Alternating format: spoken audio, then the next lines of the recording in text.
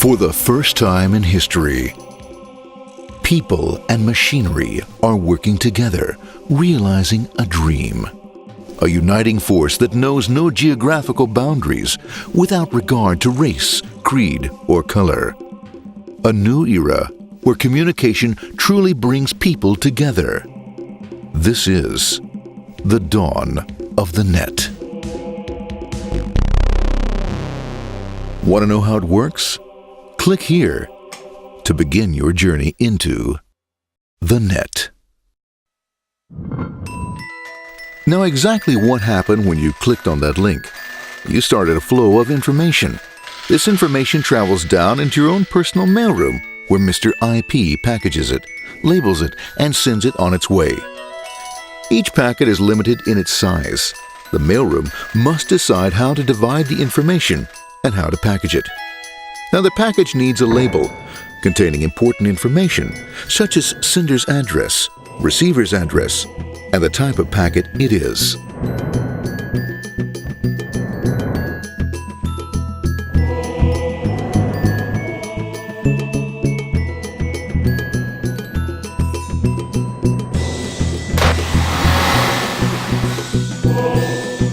Because this particular packet is going out onto the internet, it also gets an address for the proxy server, which has a special function, as we'll see later. The packet is now launched onto your local area network, or LAN. This network is used to connect all the local computers, routers, printers, etc. for information exchange within the physical walls of the building. The LAN is a pretty uncontrolled place, and unfortunately, accidents can happen.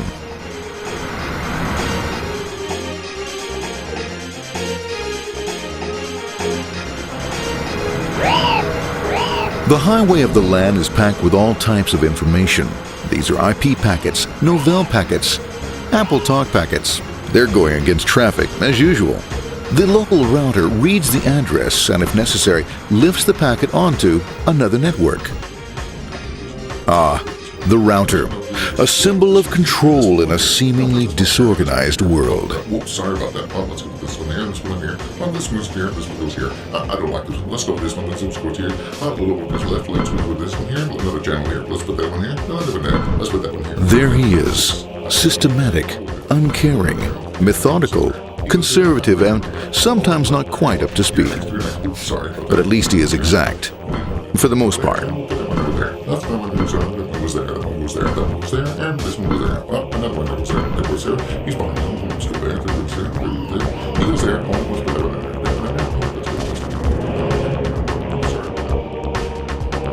there. As the packets leave the router, they make their way into the corporate intranet and head for the router switch.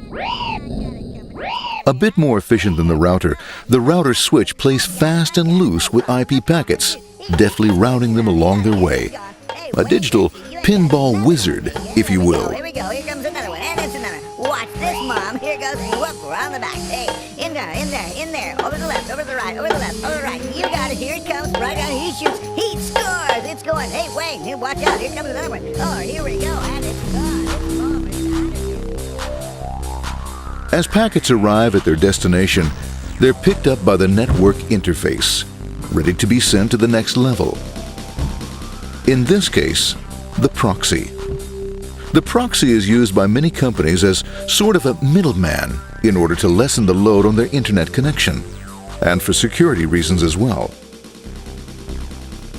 As you can see, the packets are all of various sizes, depending upon their content.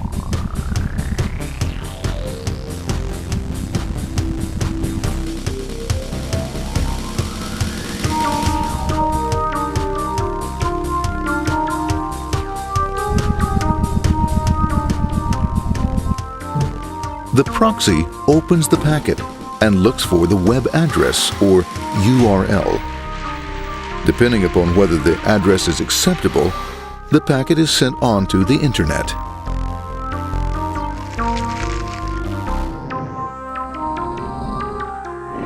There are, however, some addresses which do not meet with the approval of the proxy, that is to say, corporate or management guidelines.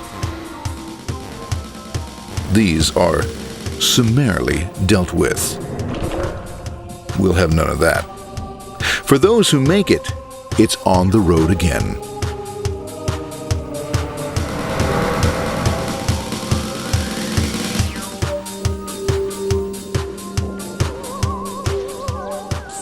Next up, the firewall. The corporate firewall serves two purposes. It prevents some rather nasty things from the internet from coming into the intranet, and it can also prevent sensitive corporate information from being sent out onto the internet.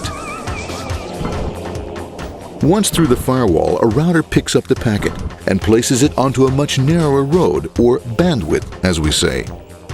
Obviously, the road is not broad enough to take them all. Now you might wonder what happens to all those packets which don't make it along the way.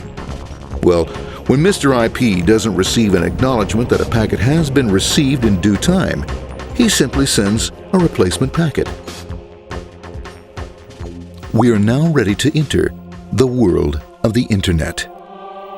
A spider web of interconnected networks which span our entire globe. Here, routers and switches establish links between networks. Now, the net is an entirely different environment than you'll find within the protected walls of your LAN. Out here, it's the Wild West. Plenty of space, plenty of opportunities, plenty of things to explore and places to go. Thanks to very little control and regulation, new ideas find fertile soil to push the envelope of their possibilities. But because of this freedom, certain dangers also lurk. You'll never know when you'll meet the dreaded ping of death. A special version of a normal request ping, which some idiot thought up to mess up unsuspecting hosts. The paths our packets take may be via satellite, telephone lines, wireless, or even transoceanic cable. They don't always take the fastest or shortest routes possible, but they will get there. Eventually. Maybe that's why it's sometimes called the worldwide wait. But when everything is working smoothly, you can circumvent the globe 5 times over at the drop of a hat. Literally. And all for the cost of a local call or less. Near the end of our destination, we'll find another firewall. Depending upon your perspective as a data packet, the firewall could be a bastion of security or a dreaded adversary. It all depends on which side you're on and what your intentions are. The firewall is designed to let in only those packets that meet its criteria. This firewall is operating on ports 80 and 25. All attempts to enter through other ports are closed for business.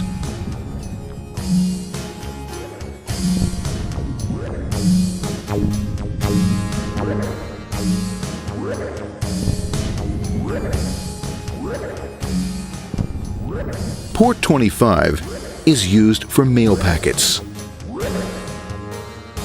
while Port 80 is the entrance for packets from the Internet to the web server. Inside the firewall, packets are screened more thoroughly. Some packets make it easily through customs, while others look just a bit dubious. Now, the firewall officer is not easily fooled, such as when this ping of death packet tries to disguise itself as a normal ping packet. It's okay, go on, it's okay, no problem. Have a nice day. Be out of here. Bye. For those packets lucky enough to make it this far, the journey is almost over. It's just a lineup on the interface to be taken up into the web server. Nowadays, a web server can run on many things, from a mainframe to a webcam to the computer on your desk, or why not your refrigerator? With a proper setup, you can find out if you have the makings for chicken cacciatore or if you have to go shopping. Remember, this is the dawn of the net. Almost anything's possible. One by one, the packets are received, opened, and unpacked. The information they contain, that is, your request for information, is sent on to the web server application.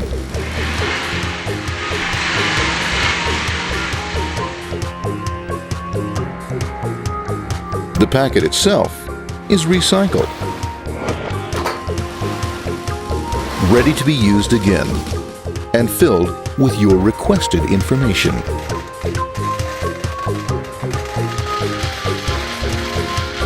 Addressed and sent out on its way back to you. Back past the firewall, routers, and on through to the internet. Back through your corporate firewall.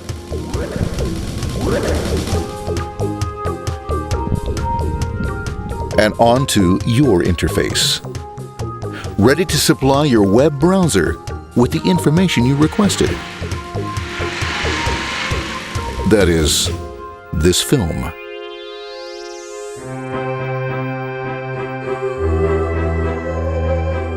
Pleased with their efforts and trusting in a better world, our trusty data packets ride off blissfully into the sunset of another day, knowing fully they have served their masters well. Now, isn't that a happy ending?